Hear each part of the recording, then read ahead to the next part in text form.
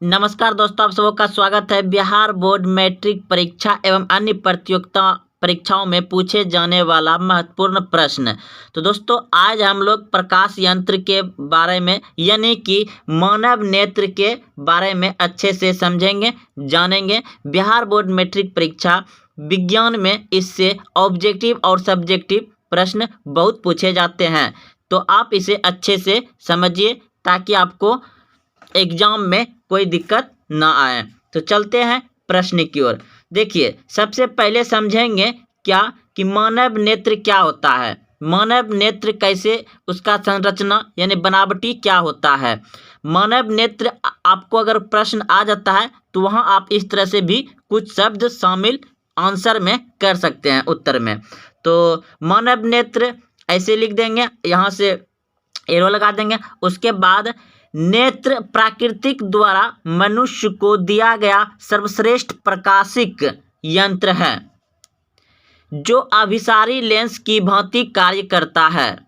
नेत्र लेंस की सहायता से वस्तु का वास्तविक प्रतिबिंब रेटिना पर बनता है। तो दोस्तों, आपका क्वेश्चन यहाँ पे देखिए, एक क्वेश्चन ऑब्जेक्टिव बन गया। पूछ दिया जाएगा कि मनुष्य के आंख में वस्तु का प्रतिबिंब कहाँ बनता है, तो रेटिना पर बनता है। मस्तिष्क में सीधे इन प्रतिबिंबों का आभास होता है। तो मस्तिष्क में यानी दिमाग में इन प्रतिबिंब जो बनता है रेटिना पर, उसका सीधे मस्तिष्क में क्या होता है, आभास होता है यानी ज्ञात होता है। तो दोस्तों, एक बार अच्छे से पढ़ देते हैं। मानव नेत्र, नेत्र प्राकृतिक द्वारा मनुष्य को दिया सर्वश्रेष्ठ प्रकाशिक यंत्र है जो अभिसारी लेंस की भांति कार्य करता है। नेत्र लेंस की सहायता से वस्तुओं का वास्तविक प्रतिबिंब रेटिना पर बनता है।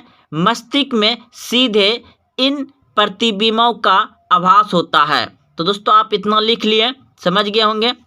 देखिए, अगर आप इसका इमेज भी बनाना के लिए आ जाता है तो आप इसे अच्छे से उतार लीजिए या तो याद रखिए।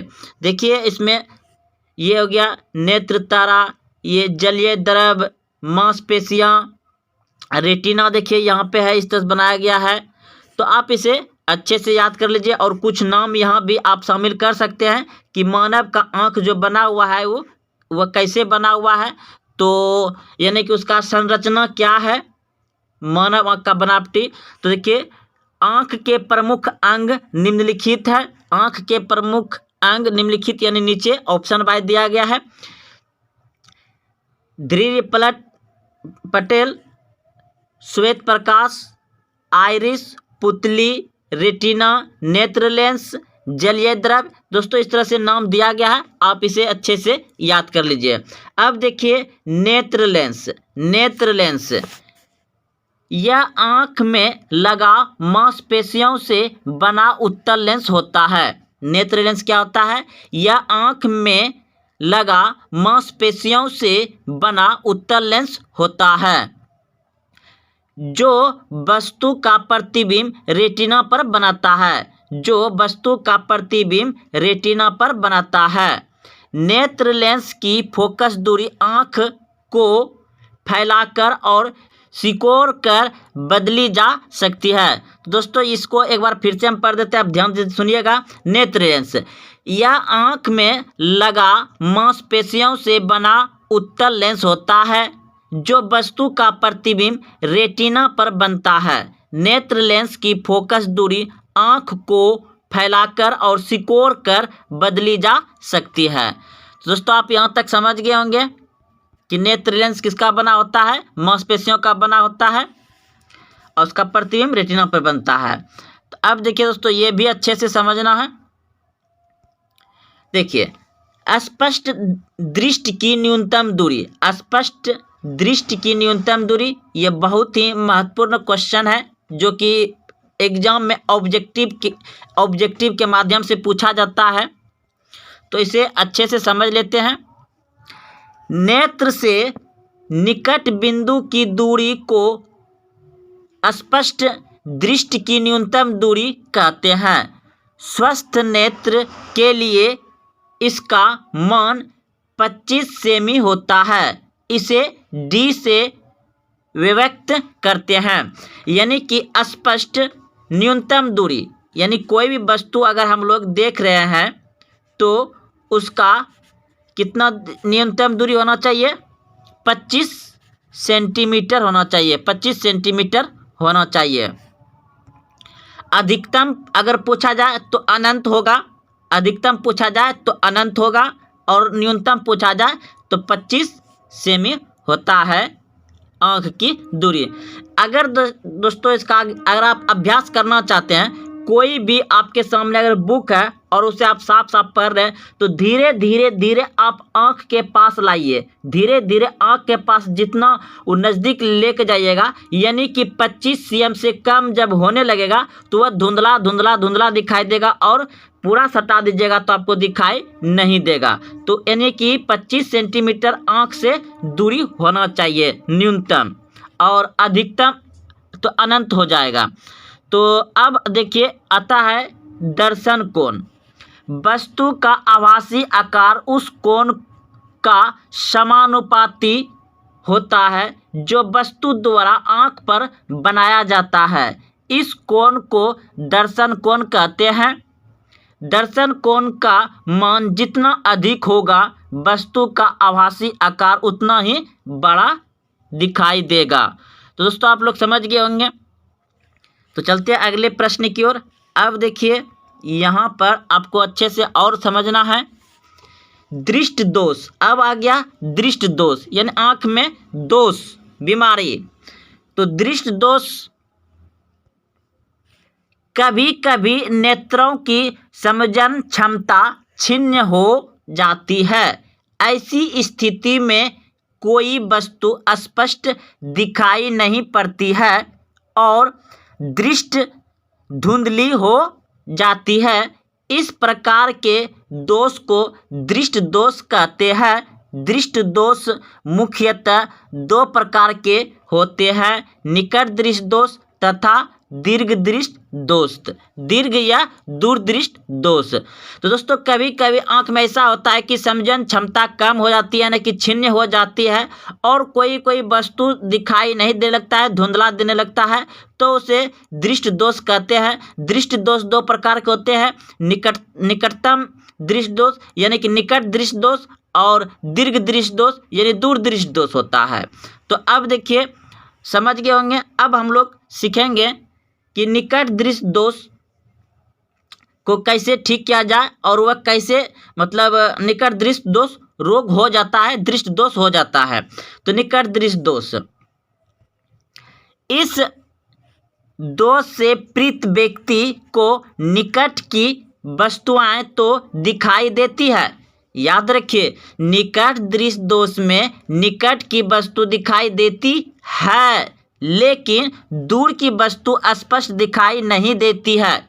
निकट दृष्टि दोष में नज़दीक की वस्तु साफ साफ दिखाई देती है, लेकिन दूर की वस्तु साफ साफ दिखाई नहीं देती है, क्योंकि नेत्र का दूर बिंदु अनंत पर न होकर कम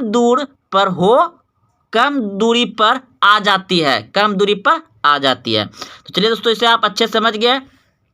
अब इसका देखिए कारण, अब इसका क्या आएगा कारण। निकट दृष्टि दोष वाले मनुष्य की आंख के रेटिना के नेत्र लेंस से दूरी सामान्य की अपेक्षा बढ़ जाती है।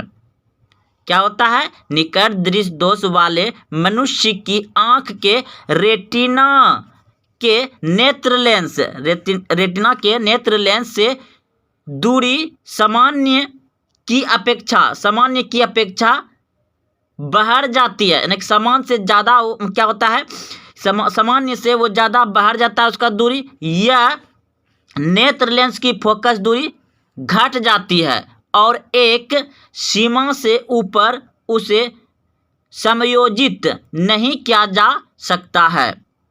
तो दोस्तों आप समझ गए कि निकट दृष्टि दोष कैसे होता है। अब देखिए इसका निवारण है, यानी कि ठीक किया जाए कैसे। तो इस दोष के निवारण हेतु चश्मे में उतनी फोकस दूरी वाला अवतल लेंस लगाते हैं जितनी की बिंदु दूरी हो।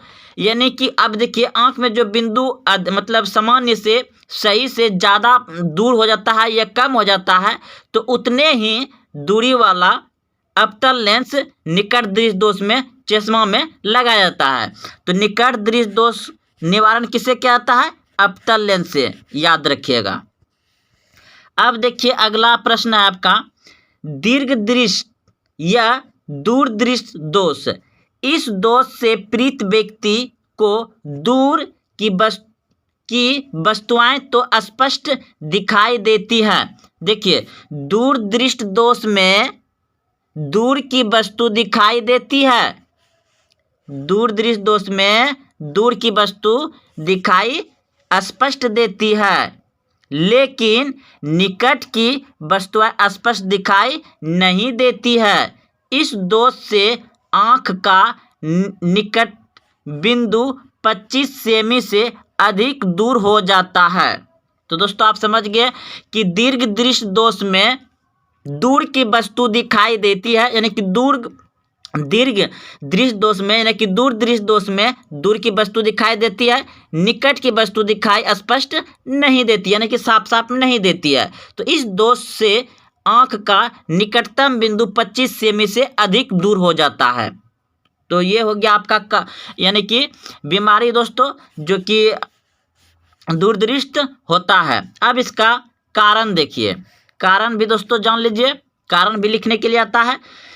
दूरदृष्टि दोष वाले मनुष्य की आँख की रेटिना की नेत्र लेंस से दूर सामान्य की अपेक्षा घट जाती है या नेत्र लेंस की फोकस दूरी बढ़ जाती है और एक सीमा से नीचे उस समायोजित नहीं किया जा सकता है। दोस्तों इसे भी अच्छे समझ गए होंगे। अब उसका निवारण भी देख लीजिए, दूरदृष्टि दोष का निवारण। इस दोष के निवारण हेतु मनुष्य के चश्मे में इतनी ही फोकस दूरी वाले उत्तल लेंस लगाया जाता है।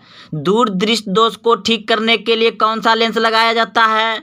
उत्तल लेंस लगाया जाता है, जिससे वह पुस्तक को 25 सेमी की दूरी पर रखकर स्पष्ट रूप से पढ़ सके।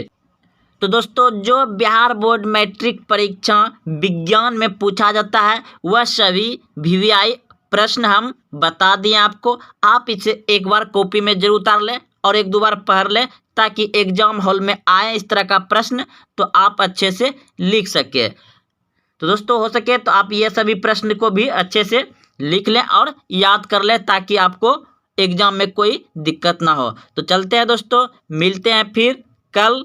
जय हिंद, जय भारत।